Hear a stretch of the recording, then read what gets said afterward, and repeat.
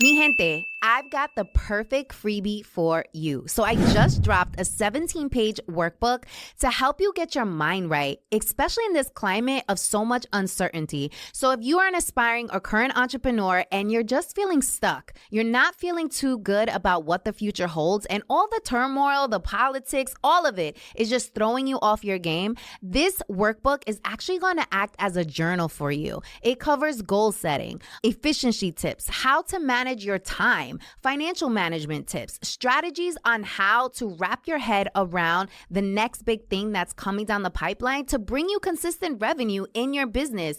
It covers what you should be doubling down on in terms of your well-being. And it is just my favorite jam-packed journal full of marketing and sales strategy to help you get clarity, but most importantly, to help you secure the big bag. So make sure to tap on the link in the show notes. I've linked it there so that you guys can get really clear on the top hacks that you can put into play to set yourself up for success. I hope you love it. First of 2018, I had a stroke and I was diagnosed with a brain aneurysm. And I saw that as God giving me a second chance to change my life, become a better person. That's why the native language here on Banking on Cultura is Spanglish, because we don't discriminate. Wow, that is a hack right there. In a room. Wow, okay. Imagine 5 people staying in one bedroom. Wow. Let's get into the nitty-gritty of this. How much upfront capital did you need? How did you pay for this stuff? What was the process? Like, tell us everything. It's ingrained in us to look, talk, be someone else but us all the time in order to be successful. This competition that exists amongst Latinas, the desire and yearning for the attention of men. One story that I will share with you. Oh, Banking on Cultura exclusive. We like that. Exclusiva. What's up, everybody? Welcome back to Banking on Cultura. I am your host, Victoria Jenn Rodriguez. And as always, I'm bringing you a special guest today who is a complete badass. And I'm really excited for you guys to meet her because she wears many hats. She's an entrepreneur. She's an author. She's a publicist. She's a badass. She's out here doing the damn thing. And I'm so excited and honored to have Esmeralda Baez on the show. What's up, baby? Thank you so much for having me. I'm very excited to be here. By the way, happy Dominican Independence Day. Yes, it was yesterday. Yes. I got the perfect Independencia guest. Dominicana. I got the perfect guest to be on the show. So you and I, this is actually our first time meeting in person. Yes. Shout out to social media. Shout out to social media. Social media is such a great platform. It is. If you use it correctly. In the proper way. Yes, absolutely. exactly. There's definitely positives that come with social media. And I've had the pleasure of following what I see on social media from you. And what I really love and admire about what you have been able to accomplish is this personal brand that is just like in your face. I am who I am, accept it or leave it, which we admire here on Banking on Cultura. You embrace your Latinidad, which we love as well. Sorry, all the time. Yes. I am so proud to be Afro-Latina, Dominicana. Everywhere I go, everything I do, it's that. I want to make my community, my culture proud. Yes. Not just Dominicans, but Latinos in general. And you making us proud, baby, because you came to this country when you were young, right? 13 years old. Okay. I came with my family. Well, my parents were already here. And then I came with my 2 brothers. And I remember we had very humble beginnings coming to the States. We were staying in not even a 1-bedroom. We were living. Like a studio. In a room. Wow. Okay. Imagine 5 people staying in 1 bedroom. Wow. It was tough, but I think it molded me into who I am today. And I think that the hustle mentality that I have today is because of that. Yeah. Yeah. And we're going to get into that because I love hearing these stories of triumph because people think it's easy. Especially the way you make it look. You make it look like, you hanging with this celebrity, you hanging with this pioneer, you starting this business, you doing this, you traveling. And it looks easy from the outside. But I know that it is definitely not easy, yes? It's definitely not easy. But it's something that I signed up the moment I decided to get into this business. Okay. I was very conscious that it was not going to be easy work. It was going to be a lot of sleepless nights. I was going to have to struggle and make my name credible. And with that comes a lot of hard work a lot of sacrifices. Yeah. A lot of sacrifices. Mm-hmm. But at the end, it's all worth it. Totally. So let's get into some bonchinche. Tell us something that people can't Google about you. Ooh. A couple of things. Okay, yes. Give us a couple of things. I love sweets. Okay. I love dessert. What's your favorite? Any type of dessert that you put on my table, I will eat. You have a favorite? I try. Yes. I love the tres leches. Oh, that's my favorite too. I love the flan, the coco. Mm-hmm. Okay. And yeah, I think so. Something else that other people don't know? Honestly, believe it or not, as much as a social butterfly that I am or look like, I really embrace solitude. And I like to be home. Okay. There's times that I don't want to talk to people. So I think a lot of people don't know that. There's times that I just disappear from the world. And people are like, where is she? Where is she? Like, I'm just resetting. I'm taking time for myself. I think it's very important. That makes a lot of sense, actually, because being in public relations, you're constantly talking to people. All the time. It's constantly like building relationships. Constantly building relationships. But I also feel that network. Yeah. It's key when you are in the business that I'm in. Yeah. Your network is everything. Totally. So I kind of mastered that a little bit. So now it's not as hard as it used to be before.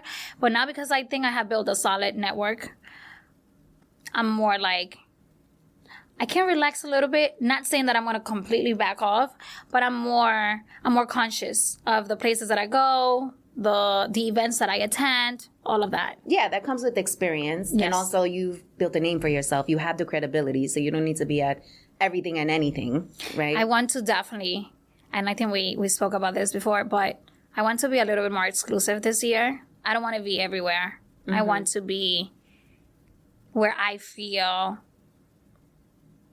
my presence is going to be appreciated a lot, and it goes in alignment with everything that I'm doing currently. Okay. If that makes sense. I like that. I like being very intentional about how we share our energy. That's important. Very important. Yes. Okay, so you came here when you were in your teens. Yes. Lived Difficult in a time. 1-bedroom home with your family of 5, which is, was there boys or was it all girls? No, so I'm the only girl and I'm the youngest. So 2 boys. Oh my goodness. 2 boys, my dad, my mom. So 3 boys, 2 girls. Oh my goodness. I know you guys got stories for days. One story that I will share with you is definitely, we came in November and it was freezing cold. We were used to, obviously, the heat in the Dominican Republic. Cold, snowing, depression mode. Honestly, I was personally, I have no shame in saying I cried probably for 2 weeks. I was just telling my parents, can I please go back? Can I please go back? Yeah. And then I believe it was in January, we started school. So when I started going to school, high school. High school. Okay. High school was tough. Yeah. High school was tough because... Did you speak the language? No, I did not. Oh, okay. Girl, I was in ESL. Oh, okay. I was in ESL. So they was teasing you, huh? They were teasing me hard. I think I even got somebody put like a gum in my hair. I had like long, beautiful black hair, and they put gum in my hair, and then I had to cut it. But it's okay. Whoever did that, let me just say this: whoever put gum in my hair back then, you're watching me. I'm not watching you. I love it. I love it. I love it. Yes. Okay. So you're here. You go to school, you learn English. Yes. And still learning. Still learning. Aren't we all? This is a Spanglish show, so your English don't is worry. Perfect, Mommy. Oh, thank you. Well, I was born and raised here, so that helps. My Spanish, that's another story. Yeah. We can teach each other. Yes. You teach me English, I teach you Spanish. That's why the native language here on Being en Cultura is Spanglish, because we don't discriminate. It's okay for you to speak broken English. It's okay for you to speak broken Spanish. We celebrate it all. And it doesn't take away from your Latinidad. Absolutely. You can be both. Me encanta eso. I love it. I'm going to be talking en español entonces también. Okay. For those that maybe don't speak like a lot of English. Okay. I'm here with you guys. Okay. Spanglish. Spanglish. Yeah, Spanglish. No todo en español. No, absolutely not. Because they're going to be like, She lost me. What did you say? Right. Like, hold on a second. Okay. So high school, doing your thing, going to school. At what point did you decide that you wanted to start your first company? So let me just give you a little bit of background how I got into media and entertainment. So I used to be a nanny in Upper West Side. I worked at a charter school. And then I got into being the stylist for pageant girls. And that's how I got kind of like recruited by somebody from Miami telling me, oh my God, you have like great, I love how you work. Mm-hmm. Are you interested in doing PR? And I'm like, Puerto Rico? And they're like, Puerto Rico, no, like public relations. I had no idea what it was. And that's how it started. Then I was kind of like helping them in New York with the media tours and all of that. And then I was like 2 years later, I was like, I think I'm ready to do it on my own. And then that's when I started Elite Vision Media, which is a public relations agency that specialized in live music and entertainment. But now I have kind of like crossover from that, a little bit transition. And now I'm not just doing entertainment and media. I'm also doing sports, fashion, beauty, lifestyle, finance, you name it. I can really get into anything. I'm very confident, guys. Avi. I mean, I think that's clear. As you should. As we all should. Okay, talk about it. So what are some dope clients that you've had the pleasure of working with? That people will know? That people will know. Okay. Well, I have worked, let's start with the Latino market. I have worked with Kimiko Ultra Mega. I have worked with Kid Keo, Bizarrap. Okay. Mafio, he's a great producer. Young Hollywood. Oh my God. Those are like from the top of Veronica Vega. I have worked with, I can't even remember. There were a lot of people that I worked with. I know. There are a lot of people. Your portfolio is pretty large. But you know what's crazy? That it's not so much about the people that I worked that are known. I take pride in just being part of the journey of what they were doing or doing still. And I'm very proud of saying that I still have very good relationships with all of them. Now in the urban market, that's when I kind of transitioned from just music to other avenues like finance. So I worked with the guys from Earn Your Leisure doing their billboard. G Herbo, he's a rapper from Chicago, I believe. People from real estate like Kiana Watson, Ian Dunlap. There has been a lot of people too. Yes. You want to hear a funny story? Mm-hmm. So once upon a time. Oh, and in sports, Latino, Edgar Berlanga. Okay. He's a boxer. Okay. Great. I wouldn't even say he's an up and coming because he is a beast. And he has a fight coming up soon, so. In Listen, Puerto Rico. we're not working right now, okay? We're not working right now. We're not promoting. Okay, so once upon a time, I wanted to be a publicist. So I had just got laid off from a corporate gig, and I was thinking about, okay, what did I want to do next? And I knew that I love people, so I was like, oh, let me do public relations. So I actually volunteered to work for the Latino Film Festival here in New York. Shout out to Calixto.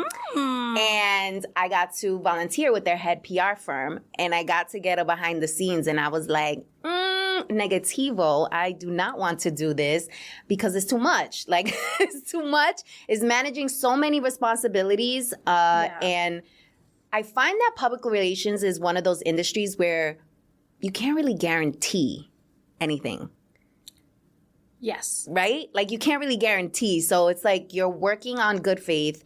You're working on what you were able to accomplish last. Right. And really being able to get people to trust that you can deliver without actually being able to promise that you can deliver.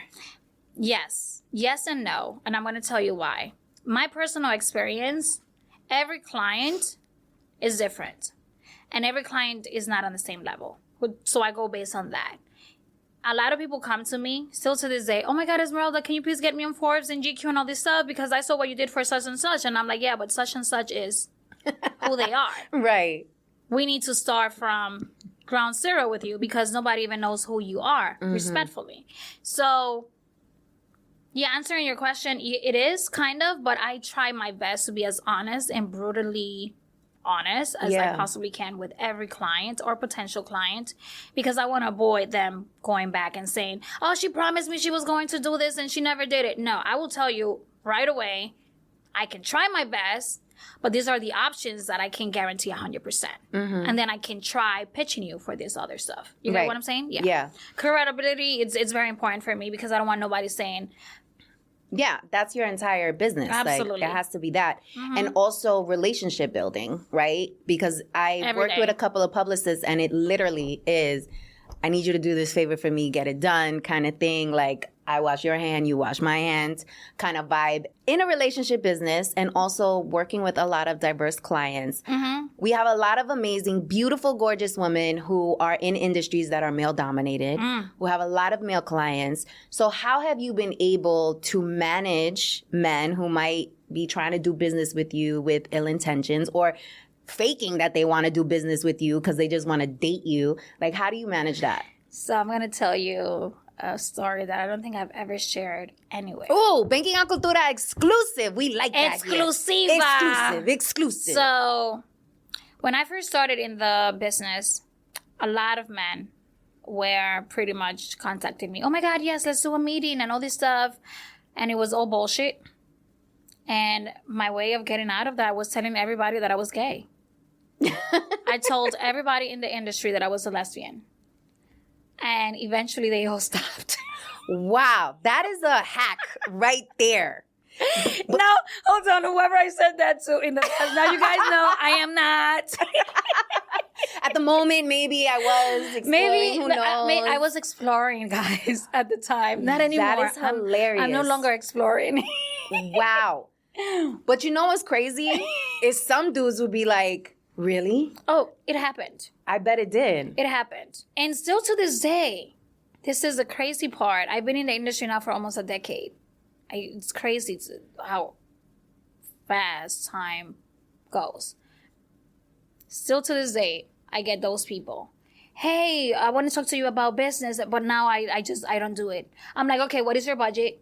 What are you looking for? What are you expecting from me? And when they don't respond, I'm like, thank you for saving me pretty much wasting my time. I like that. That's another hack. So Only we're lesbian time, if only we want to learning. go forward with that. And or when they reach out Yeah. inquiring, you're very straight to the point. I'm so straight to the point that at times I know I come off as a bitch. But guess what? They respect bitches. They sure do. So I don't care. I really don't. I love that. I love that so much. And that's a great takeaway for our listeners because it is difficult. It is difficult managing. Like, I've come across a couple of times where I thought they were serious and they were really playing it up. Like, they were really serious. And then right where it got to, okay, let's write the check, that's when I really found out like what it was. So we almost have to be like very mindful of reading people and figuring out like what's the angle and are they really being truthful. And in your business, dealing with celebrities, athletes, etc., you got a lot of people pretending to be somebody that they're not. So how are you able to kind of like see if someone's for real or not? I ask questions before Okay. anything. I'm not afraid to say no anymore. And I trust my intuition. Trusting your intuition, I think it's key. One thing is I've been around the block a few times now in the industry-wise, so I can tell when somebody's serious. Most of the people who are serious about doing business with you, they will close the deal in a week. The people who go around, oh, this and that, and can we have another meeting and another meeting, those are the ones that won't do anything. They will really make you waste your time. And I'm at a point in my life where do not waste my time because it's the biggest disrespect. So that's why I ask those key questions. What is your budget? What are you looking for? What aspect of marketing or branding are you interested in? And if you're not able to answer me those questions, then I already know that we can't even work. Also very important when it comes to working with people, we need to have some sort of chemistry, connection. If I don't have a good connection with someone, most likely I won't be able to work with you. It's not even about how much money you have or anything. It's, do you have a mutual respect for me? There's people that sometimes you sit down with them and because they have the money to pay for whatever, they feel like they are not accountable. They are not accountable. I'm sorry. They are not reliable. And they think they know it all. I can't do that. I can't do business with people like that. Ditto. Ditto. It's interesting that now I feel like we've evolved into this era of like energy is everything. And it is. Right? And one of the beautiful aspects of betting on yourself, making the sacrifices, doing it scared, starting the business, is you get to decide who you want to work with, who you don't want to work with, when you want to work with them, how you want to work with them. Like, that's an incredible freedom that you don't get if you're working for a firm that's saying, we don't care if you don't buy with them, get the check. Oh, right? Absolutely. But to me, that was very important. Since I started, there were a lot of deals and opportunities that came to my table that I had to let go because it didn't feel right. It didn't feel right for whatever reason. Don't even ask me what it was. Maybe it was something they said, maybe a certain look they gave me that did not make me feel comfortable. And if I don't feel comfortable in any type of situation, I am not going to do it. Yeah. As a woman, to me, safety, respect are like the most valuable things that I'm looking for. Business and personal. Yeah. So we did the public relations thing, decade in that space. Yeah. We wrote a book. 2 books. 2 books. Working on the third one. Working on the third.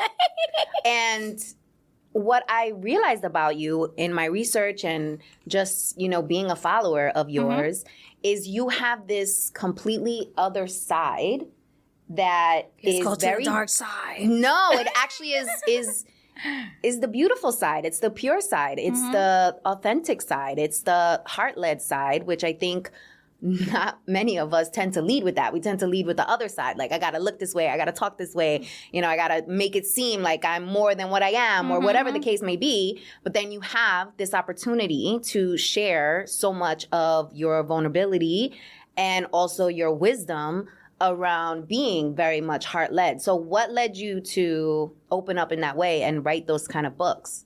Honestly, I just wanted to share my journey of healing with other women, especially women.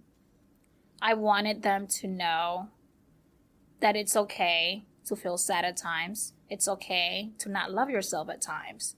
It's okay to maybe wake up in the morning and not feel like even taking a shower or talking to people, based on my personal experiences. So that was really what motivated me to do the books, but to use my voice in a positive aspect and let them know whatever you're going through right now does not define your future, and it's short term. So that's what it was, really. Yeah, I think given the climate that we're in right now, like, that's really important messaging to drive home, because a lot of people are in a funk right now. A lot of people are lost. A lot of people are scared. A lot of people are not themselves. Imagine a place where you can unwind and relax.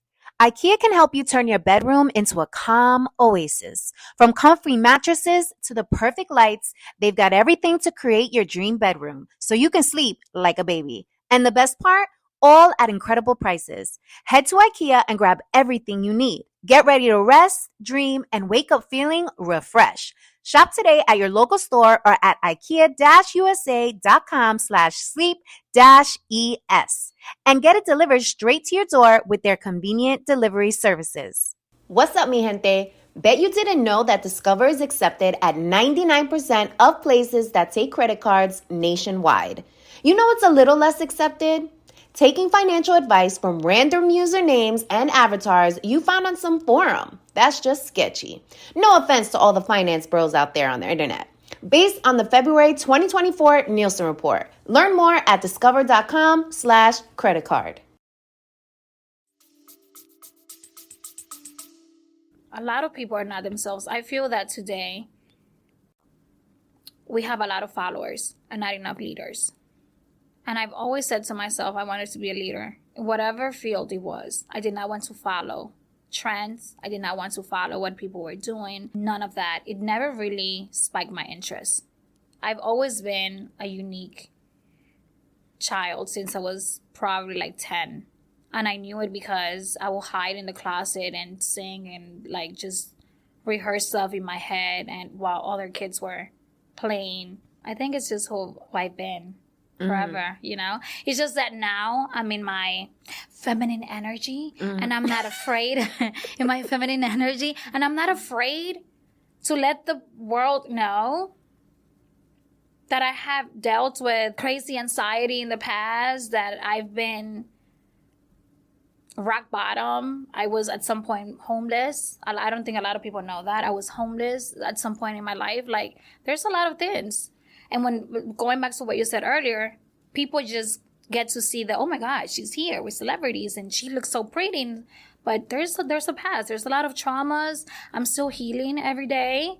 It's just that I don't let my past experiences really take over me. Does that make sense? And I have a very positive mindset today. Mm-hmm. What created that shift? Like what? Because there was like a switch that made you get to the other side. Like, what was it? I'm going to tell you right now. So it was two things. One, it was in 2018, May 1st of 2018, I had a stroke.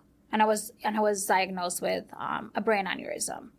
And I saw that as God giving me a second chance to change my life, become a better person, be more grateful, more humble, more grounded. And then also working with mentors and life coaches. That's what they're there for.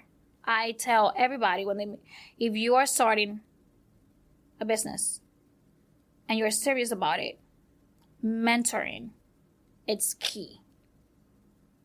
Very, very important. I don't want to sound too serious. Let's smile now. No, that's such a beautiful testimony. Thank you for sharing that. I don't think nobody knows that. See, this is why I love you what have two premieres here at exclusivity. I know. It's why I love what I do. Yes. I got a third one coming. People. I love it. I love it. I love it. Okay. So let's get back to the business side of things, because now you have ventured into a product-based business with Night Night. So tell the people what's Night Night. Hello, world. So, Night Night is a vegan, all-natural, sugar-free powder supplement. Okay. That helps you night-night. To make you go sleep.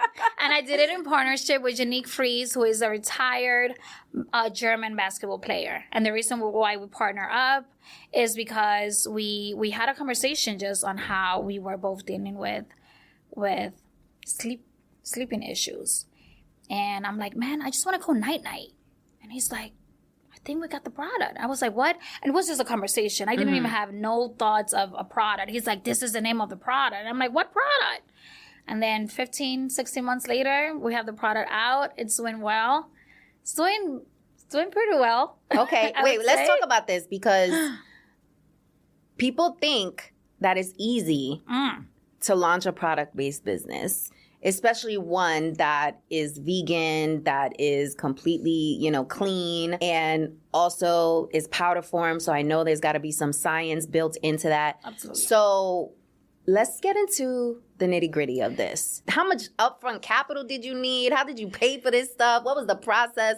Like, tell us everything. So I'm going to be very honest. When you're getting into, and this was completely new for me. When I dropped the books, this is completely different. You need money for sure. We're talking about a couple of thousands. Like 50,000, like 60,000? You will probably need like 150,000. 150,000. Okay. Yes. And when you're creating a product that people are going to take, you have to be very careful with each ingredient that's added. So we hired a nutritionist, a chemist, obviously, a general doctor, endocrinologist, and a neurologist. And there's a reason why we hired those specialists and why we did it. The neurologist, obviously, because we wanted to make sure that the product, if you take it for a certain amount of time, is not going to mess up with the neurons in your brain. Endocrinologist, because obviously they work with all the organs in your body. Is it going to affect the kidneys or whatever other organs? And then the chemist, obviously they mix it, the nutritionist, because that's what they do. And we have 13 active ingredients that are known, proof by fats, that are known for pretty much calming the body and the mind. It does not have magnesium. Well, I'm sorry, melatonin. A lot of people went crazy on me telling me, why not melatonin? Because melatonin is not natural. Melatonin is something that someone created. But it does have magnesium. It does have zinc. Okay. And it has a lot of other ones too. I'm going to have to get this from my dad. Some of the ingredients, honestly, when we were going through them, I'm like, oh my God, but what is this? But it's been proven that it helps. So I'm just like, okay, so let's try it. And obviously, before we even put it in the market, we had to try it. Right. And I tried it myself. He tried it. And we put, like, our internal team, we all tried it. It was like, oh my God, it's great. I'm not promising anybody. That's one thing. I'm not promising anyone that it will make you sleep for 10 hours, 8 hours. But it will definitely help you relax at nighttime. Okay. You take it 45 to 60 minutes before going to bed. Put your phone away. Guys, put your phone away. And then just let it work. Yeah. I'm going to have to get this from my dad because he just had spinal surgery. And he was in the hospital for a month. Wow. And when he got home, he was like really struggling with sleep because he experienced trauma. Like, you know, you got people poking you every 10 minutes, waking you up, moving you around. It's crazy. Yeah, it's a lot. And so his sleeping patterns are still off, even though he's been home about a month and a half already. And he's taking melatonin, popping it. You mean like the actual melatonin, like the like a pill, a melatonin pill. So we've been looking for an alternative to help him. Date quieto, you know, help him. Right. Tranquilo. Yeah, no, because then he's gonna get. I mean, I think with everything that you take after 90 days, it kind of like kind of becomes an addiction. Yeah. Something that you need. Your body becomes dependent on it, and I would highly suggest for you to try night. I know. We got to get him on some night. I will. I'll be like, Daddy, we about to go night, baby. Let's go. Night. I love that name. Okay, let's get serious. Yes. So, yes. 150 startup costs about on average. Let's talk about this partnership, like because partnerships can go really well or they can go left. So, what was your process in deciding whether or not you wanted to have a partnership, if it made sense? Like what was your thought process? My thought process in this venture with Night was I definitely wanted to partner up with someone who had or share the same vision as I did, and Shanique was on point with everything. It was actually more of his idea, to be honest. And he just kind of like motivated me to like, let's do it. And I'm like, okay, well, let's do it. And I know a lot of partnerships at times go wrong, but I think that if you have a mutual understanding of what you want out of the partnership, I think most likely you guys will be in good terms. How did you decide, like, who was putting how much money up? Well, if you want to go half and half on a partnership with someone, it's just the right thing to go half and half on the money. Yeah. Okay. I mean, listen, we learning with you here. That's what we asking you about. But then also there's other parts when you're coming with a brand. Not in my personal experience, but you can also get investors. Like, I think they call them silent investors, where they just pretty much give you the money and they just, whenever you make the money back, you like. This was not my case with him. We wanted to be both as how do you say that? Exactly. As face much. of the brand. But I think I'm more like the face right now because Jenny hates doing interviews. He does. Okay. He does not like interviews. He's going to probably watch this and say, yeah, she said it. He does not like doing interviews. He's more like behind the scenes guy. And I'm more like, okay, I'll do it. I think the product really works. And if it's my product, why not use my face? Yeah, totally. And promote it. Yeah. You know what I mean? And you're gorgeous, so that is going to get people's attention. Like, what? Night. I think what is this? I think that people definitely they will buy this, right? Yeah. But really, what they will buy is the story behind it. You know what I mean? I want the people to really buy the product because they hear, wow, she created this product because she suffered from insomnia, from severe chronic insomnia. So she understands the struggle rather than, oh my gosh, she's a pretty girl that she just whatever and she's doing this for a quick paycheck. This is not for that because it's not going to be a quick paycheck. This may take years for us to even see the profits of our investment. So this is not for that. We really created it because we want to help people. I love that. And a lot of people don't understand also that when you are not sleeping well, a lot of other aspects in your life are going to malfunction. anxiety. Well, I can tell you so many. We're Erectile dysfunction. It happens. It happens. But no, we are laughing here, but it does happen. Mm-hmm. Sleep deprivation, is that how you say it? Deprivation or deprivation, can cost you so many negative effects. Yeah, mood swings, all the things. All of that, I had it. Mood swings. I thought I was bipolar at some point. Like, really? I was diagnosed, and I'm like, I don't think I'm bipolar. Somebody told me that I was not bipolar. Your doctor or who? My doctor told me, oh, you are bipolar.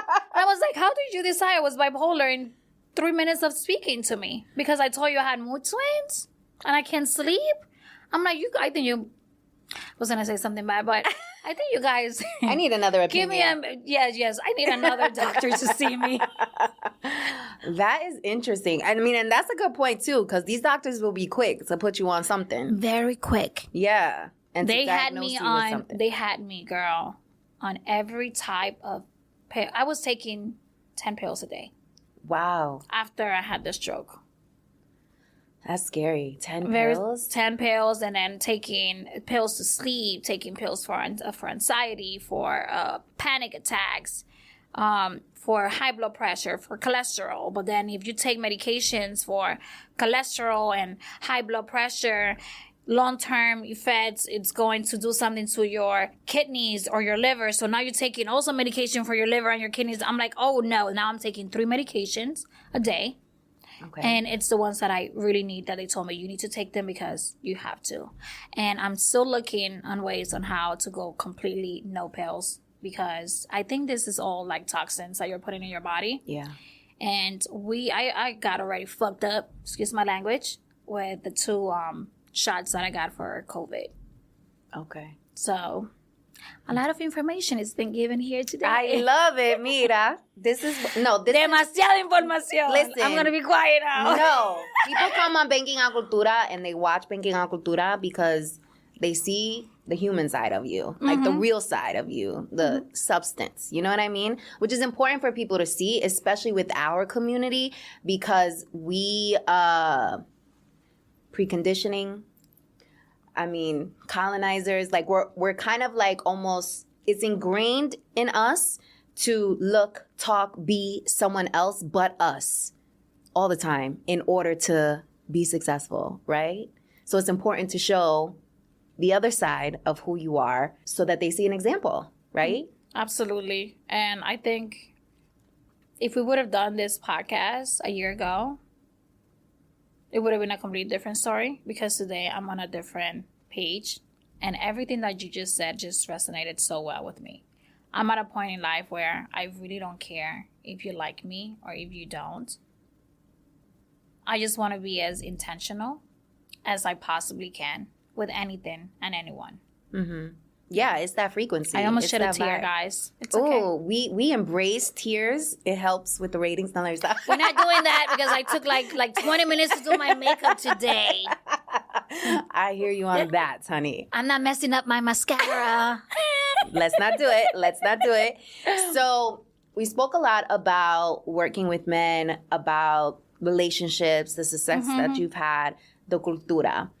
Let's get into the Talk That Talk segment, because I want to address something taboo, common, unfortunate that happens in the cultura, especially amongst Latinas. And, I'm ready. And, you and I spoke about this briefly, but I want to bring it to a public platform because we don't talk about it enough, even though we are bonchinchosas talking about it with everybody else, right? So this competition that exists amongst Latinas, the desire and yearning for the attention of men, like all of these things. What's up with that?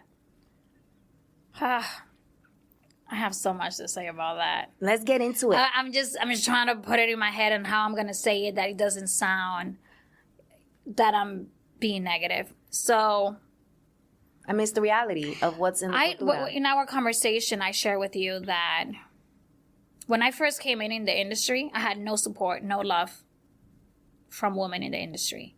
None. When I say none, I mean none. Like, I would go to places and even try to shake people's hands and they would look at me up and down and continue walking. Okay? So I never took it personal.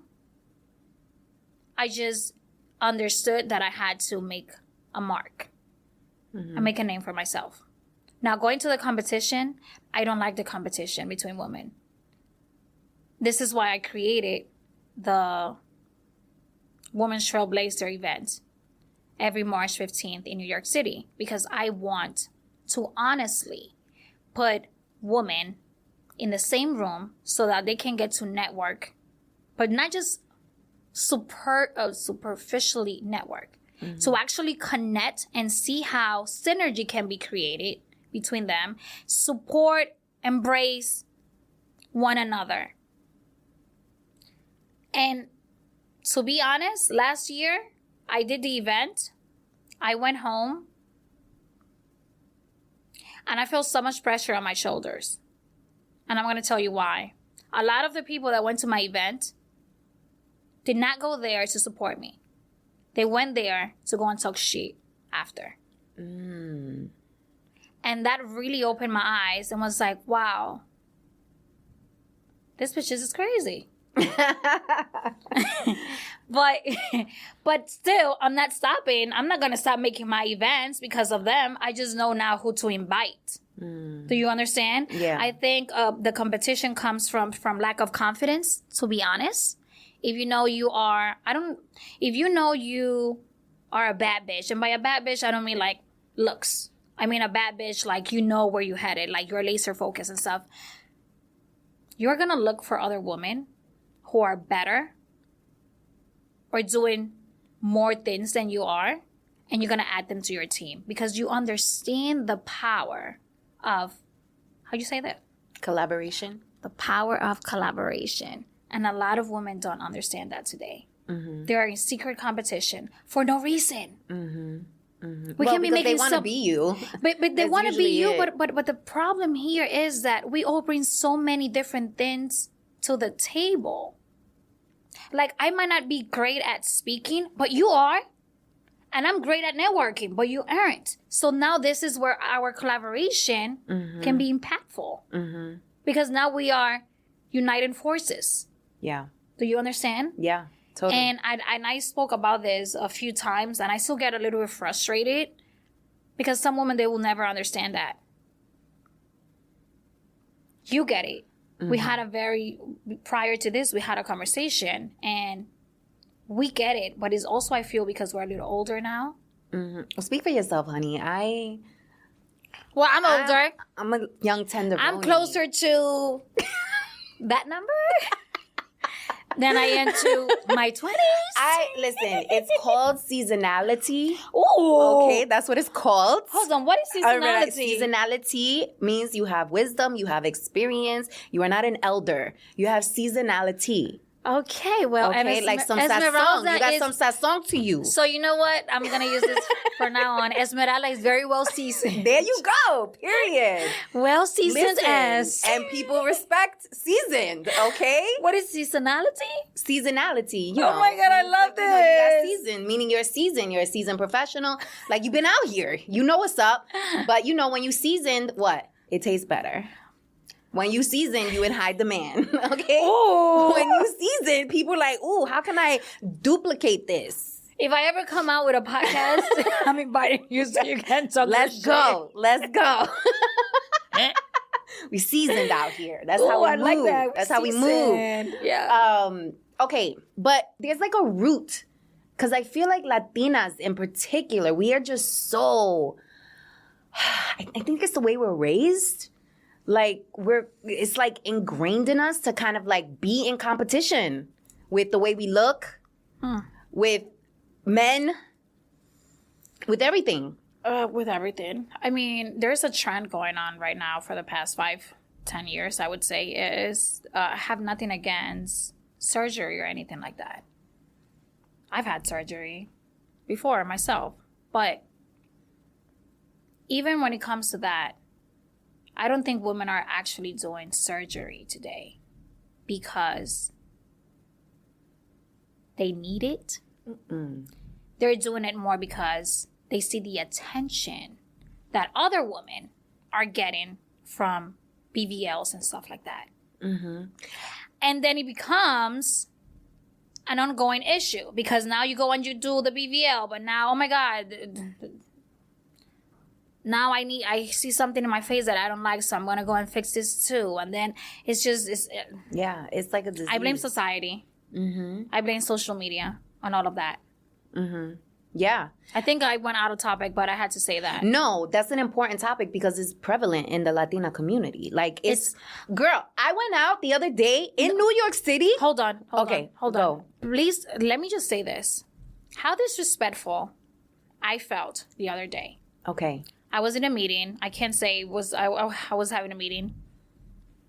And when I said I was Dominican, one of the people on the table said, "Ooh, chapeadora." And then he also said, "Where you from? You from Dykeman or from the Bronx?" That already shows you where they have us in what, like, yeah, that really bothered me. Yeah. Still, I'm talking about it right now, and I'm still bothered. Yeah, by there's a stereotype for sure. It's such a stereotype, but it's a stereotype that we have created. We have, because it's so common. I went out the other night in New York City. I was the only woman. I'm not exaggerating. There was like 150 women at this place. I was the only one without a BBL. And it was almost like they were looking at me like, let me just say girl, something. Where's your BBL at? Hold on. Let me just say something. It was crazy. I'm on camera here now.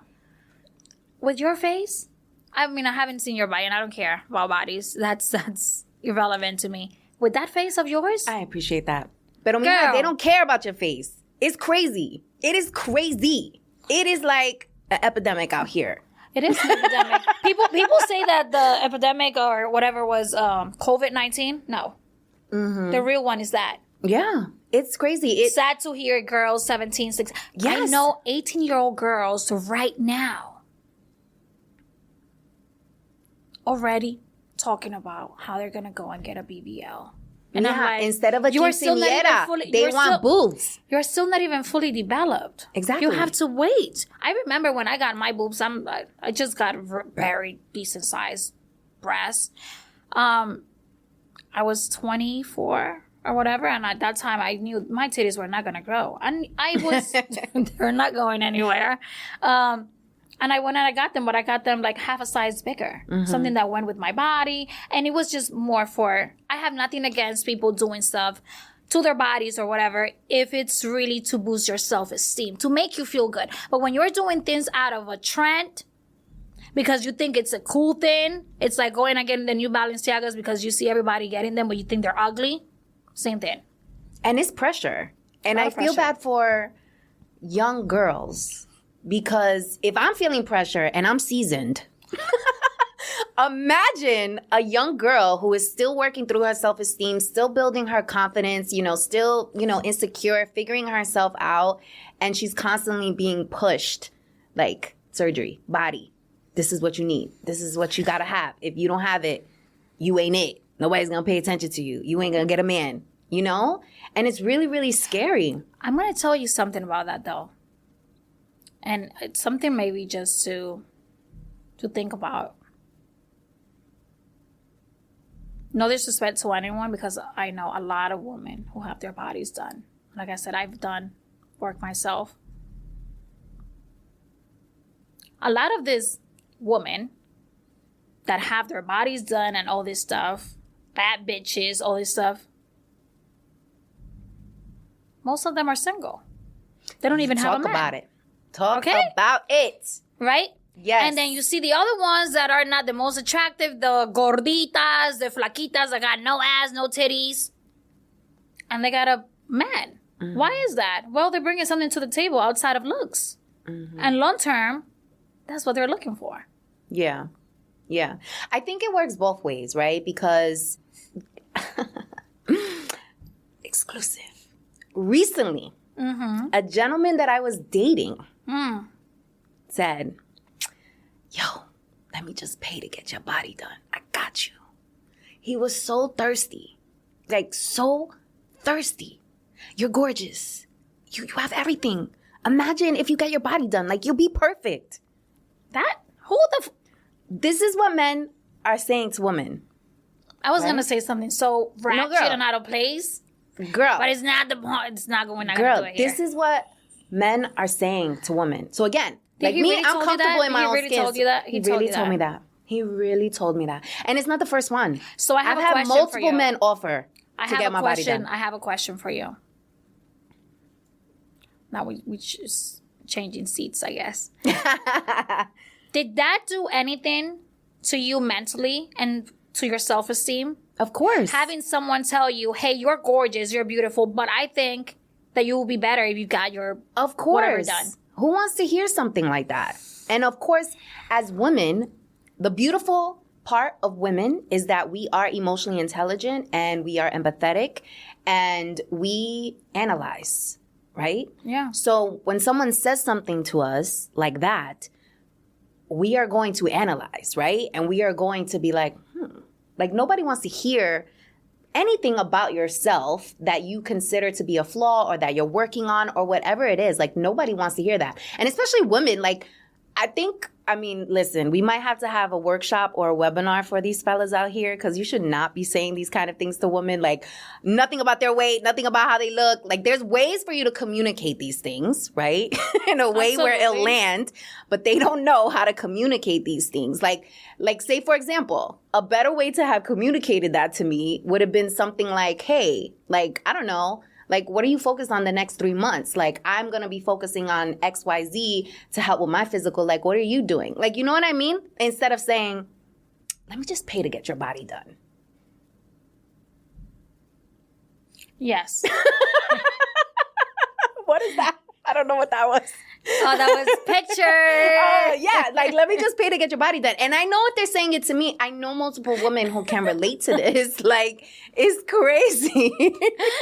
Like, I know multiple women. Yes, please. We have an audience here, by the way. So, yes. We need videos. Yes, we need pictures. Videos. We need pictures. Just make sure to get my good side. Anywho. Every side is your good side. Oh, talk about it. I want you to understand that. Thank you, baby. So, thank you. But yes, if you are listening and you have come across someone who has said that to you, it's okay for you to have the feels about it, like you're human at the end of the day, but also know that unless this is something that you consider yourself as an area of opportunity, don't let someone else try to tell you who you should be, how you should look, how you should talk, how you should move. Like, it works both ways. It works that same way in business, and it works that same way, like, in your personal life. Like, you can't let these fools out here dictate like who you are and who you're going to be in the world, and also define like what beauty really is. Obviously, he got cut off. Obviously. That was going to be my next. Yes. Obviously, like, I hope he got cut off. off. We ended that engagement. Also, you were engaged. No, I mean like our relationship, okay. our engagement. We ended that. And imagine these girls hearing that and they're like, oh my God, yes, please. And you know what's crazy is I went to go speak to some women about this and they were like, oh my God, if a man offered to pay for my body, like I would do that immediately. And I was just like, wow, this is like, I'm a last of a dying breed out here. I like you said, you already seasoned. And dating, I know it's not a problem for you. Yeah. I think that person that you were dating that said that just rebuilt himself and totally made you understand this is not the right man for me. Totally. Because Absolutely. if I need to change, if you feel that I need to change this for you to be happier with me, it's time to go. Absolutely. Now, if it's your decision, conscious decision that you want to do it, I'll root for you and support you 110%. Yes. But if it's coming from a man telling you, oh, you should do this to look better and stuff, I'm not with that. We don't do that. I don't respect that. Okay, so let's give folks a takeaway. We know women are not really great collaborators. We know there's competition. We know folks are feeling threatened out here. What is some advice that you have? As far as what? I'm sorry. As far as what we can do as a cultura to rewrite the script.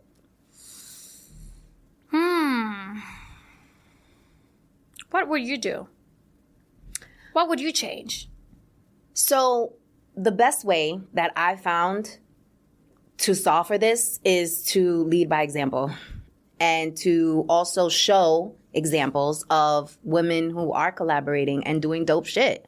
Like a lot of my guests, I just had Simone Smith, LL Cool J's wife, on, and she has an amazing, like, female network. Like, I've seen how much love she receives and how she cultivates her relationships and her partnerships, etc. And it's a prime example. Like, it exists. Like, there are going to be both. I think there are going to be women who don't know how to collaborate, and so they need to learn, and they also need to work through their own emotional trauma, I guess. Absolutely. And then there's going to be women who have been there, worked through their emotional trauma, so now they are okay to collaborate and, you know, lean towards the side that has gone through the work, right? But also teach others, like, how to do it, you know, because we're not taught how to do it. I would definitely say, I would agree with you with leading by example. The other way of also changing that narrative is by creating more opportunities for others. The moment somebody, I would personally think this way, if I'm creating opportunities for other women, I think opening those doors will lead them to be like, maybe I want to be part of this because I see the movement. And when people see movement, they want to be part of it. Yeah. You know what I mean? Yeah. So leading by example, but also definitely creating more opportunities. But the only way we can or will be able to create more opportunities is if we collaborate a little bit more. Totally. And I think trust. Trust is a big part. Yeah, because especially if, like, you've been burned, you're kind of, like, hesitant to give an opportunity to someone else because you're like, you know, that didn't. You become very hard. You do. And it takes a lot of work to still be open in that way where you allow people to make mistakes and you take risks on other people, right? So that comes with more seasonality. I think I'm on the border. I'm almost there. I think this is my favorite part. Whenever you say seasonality, we could practice together. Seasonality. Seasonality. Seasonality. Seasonality. Perfect. Look at that. Seasonality. I am seasonality. No. Oh. When you say I am seasoned, that's how you say it. Yes. Pero what you can say is Inglés 101. Yes. But what you can say is when you're talking, I guess, in the second person, you can say, I bring seasonality to every room that I enter. You know what I mean? Oh. Yeah. We could work on it. We could see how we could do this. But anyway, it has been such a pleasure having you on Banking on Cultura. Thank you so much for being vulnerable, for being a real one, for sharing your story, and for lending such great advice. So tell the people where they can find you, how they can learn more about you, how they can get some night-night. Well, you can find me. The only social media I have really is Instagram, which is ES__XO. I have LinkedIn as well. If you want to work with me, night-night, go nightnight.com. Your books are on Amazon? Oh, my books, both my books are on Amazon. Yes. And I think that's it. Yes, I love it. And then the rest is just Google. Yes. Or sharing Banking on Cultura with friends to learn more. Absolutely. By the way, thank you so much for inviting me. I had a great time. Much success to you. Thank you. I think you are doing an amazing job. Thank you. And you're going to continue growing and doing so much more. If there's anything that I can do to help in that growth, please don't hesitate to contact me. And I mean that. Listen, I follow up. I said it. Okay. If you need me, call me. All right. I'm a follow-up queen. There's one thing about me. If you offer to help me, honey, I'll be like, you better. So I need some help. You better use that. You have my personal number. Not a lot of people have it. I do. I feel so very if you have exclusive. if you have my number, please use it. I will. Just Thank don't you abuse so it. much. Appreciate that, amor. All right, y'all. Thank you so much for tuning in. Wow, this has been amazing. Make sure to leave your comments, your feedback, all the things, and also share this episode with somebody else that you think would benefit from this. And I'll see you on the next episode. Bye, y'all. Mi gente, did you enjoy this episode? Are you loving Banking on Cultura? Make sure to subscribe and follow us. Our goal is to grow this community so that we can all embrace our Latinidad, secure the big bag, and never question our cultura ever again. Please also take a moment to leave us a review. I love reading your reviews. Let me know what you are thinking, what guests we should have on, and if there are any topics you would like me to cover. I appreciate you so much for being here. Te amo mucho, and I'll check you out in the next episode.